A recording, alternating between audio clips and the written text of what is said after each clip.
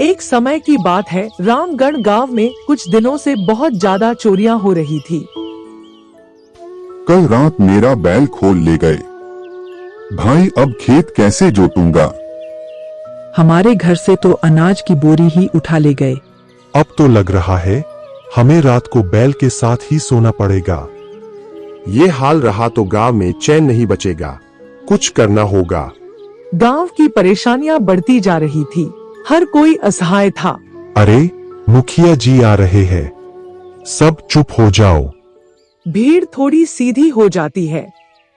मुखिया रघुनाथ आकर चौपाल पर बैठते हैं। क्या बात है भाइयों, सब इतने परेशान क्यों दिख रहे हो?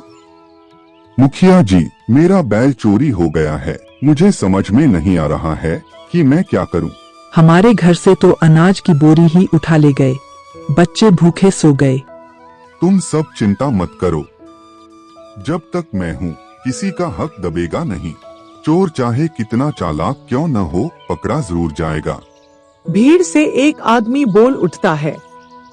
लेकिन मुखिया जी, अगर चोर पकड़ा ही न गया तो गांव का क्या होगा? सच कभी छुपता नहीं। मैं वादा करता हूँ चोर जल्द ही बेनकाब होगा। गांव वालों को राहत तो मिली, पर अभी तो असली कहानी शुरू ही हुई थी।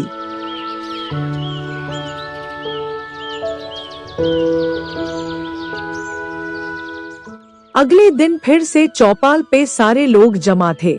मुखिया रघुनाथ भी बैठा हुआ था। दो आदमी चौपाल पे एक ही घड़े के लिए लड़ रहे थे। देखो देखो, ये घड़ा मेरे खेत से निकला है, इसका मालिक मैं हूँ। अरे चुप, खेत मेरा है, घड़ा भी मेरा है, चोरी मत कर झूठा कहीं का। तभी भीड़ से एक आवाज आती है। अरे भाई, अभी तक बैल ढूंढ रहे थे, अब घड़े का तमाशा शुरू हो गया। सच में ये दोनों तो ऐसे लड़ रहे हैं जैसे घड़े में सोना भरा हो। माहौल गंभीर था।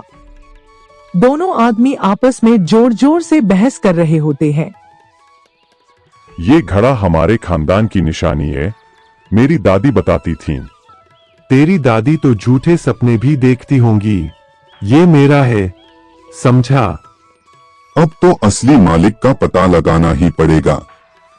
मुखिया जी से कहो कोई नई तरकीब निकालें, वरना ये दोनों चौपाल ही तोड़ डालेंगे।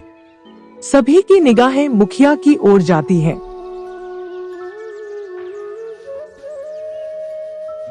बस अब और हंगामा नहीं। ये घड़ा कल सुबह मंदिर में रखा जाएगा और सच बोलने वाला ही असली मालिक कहलाएगा। मुखिया जी की बात सुनकर गांव वाले चौंक जाते हैं। अब गांव वालों के मन में और भी सवाल थे।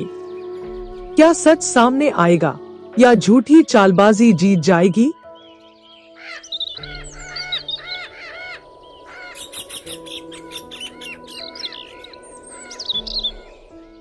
अगली सुबह कुछ गांव वाले मंदिर के सामने जमा होते हैं।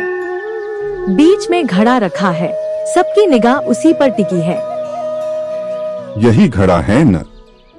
लगता है आज यहाँ सच से ज्यादा तमाशा होने वाला है। हाँ, और दोनों झगड़ालू ऐसे लड़ेंगे जैसे घड़े में सोना भरा हो। गांव वालों, ये घड़ा आज रात यही मंदिर में रहेगा और याद रखना, सच बोलने वाला ही इसका असली मालिक कहलाएगा। तभी एक शरारती नौजवान हंसते हुए बोलता है। मुखिया जी, अगर चोर रात में चुपके से उठा ले गया तो? चोरी की नियत वाला चाहे जितना भी चालाक हो, पर मेरे गांव में बच नहीं सकता। फिर मुखिया मंदिर के बाहर खड़े दो मजबूत नौजवानों की तरफ इशारा करते हुए कहते हैं। तुम दोनों आज रात यहाँ पहरा दोगे, और सुनो, सोना मत, अगर घड़ा चोरी हुआ तो घड़े के साथ साथ तुम दोनों गायब हो जाओगे। पहरेदार जोश जोश में सिर हिलाते हुए बोलते हैं। जी मुखिया जी, हम आंखें फाड़ फाड़ कर पहरा देंगे। उसके बाद सारे गांव वाले हंसी मजाक करते घर लौट गए। लेकिन असली खेल रात में शुरू होना था।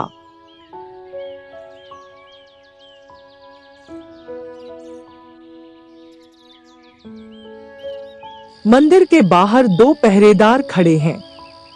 एक बार बार जम्हाई ले रहा है, दूसरा लाठी थामे चौकन्ना बैठा है। अरे सुन, आंखें खुली रखना। मुखिया जी ने कहा है, अगर घड़ा गायब हुआ तो हमारी खैर नहीं। अरे भाई, पूरी रात जागना भी आसान है क्या? नींद आंखों से लड़ रही है।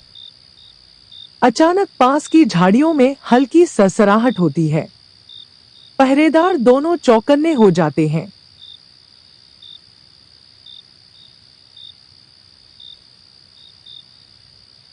कौन है वहां?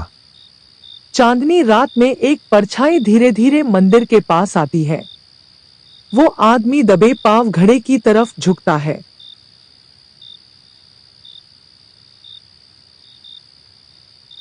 ये चोर है, पकड़ो। लेकिन परछाई अचानक हाथ में घड़ा उठाकर भागने लगती है। दोनों पीछे दौड़ते हैं, लेकिन वो आदमी अंधेरे में गायब हो जाता है। घड़ा तो गया, अब सुबह गांव वालों को क्या मुंह दिखाएंगे?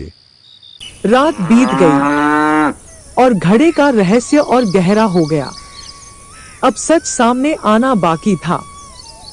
सुबह सारे लोग गांव के चौपाल पर इकट्ठा होते हैं। सभी के मन में बेचैनी था। रात को घड़ा गायब हो गया, अब तो गांव की इज्जत चली गई। चोर अगर हमारे बीच ही है तो अब किस पर भरोसा करें? गांव वालों, मुझे चोर का शक पहले से था और मैंने रात को पहरेदारों को कहा था, जो भी घड़ा उठाने आए उसका चेहरा साफ देखना। भीड़ चौकन्नी हो जाती है।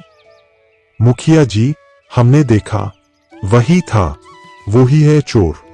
पहरेदार चोर की तरफ अपना हाथ करता है। सब लोग चौंक जाते हैं और चोर की तरफ देखते हैं। अरे, यही तो है जो हमेशा दूसरों के अनाज पर नजर रखता था। चोर सकपका कर खड़ा होता है, हकलाते हुए कहता है, हाँ, गलती हो गई मुझसे। लालच ने आंखें बंद कर दी, मुझे माफ कर दो। गलती सब करते हैं, लेकिन चोरी गांव का भरोसा तोड़ देती है। याद रखो, भरोसा टूटा तो इंसान खाली हो जाता है। गांव वालों ने उस दिन ये सीखा कि पैसा या अनाज की चोरी से बड़ा पाप है भरोसे की चोरी, और जो भरोसा रखता है वही असली इंसान कहलाता है।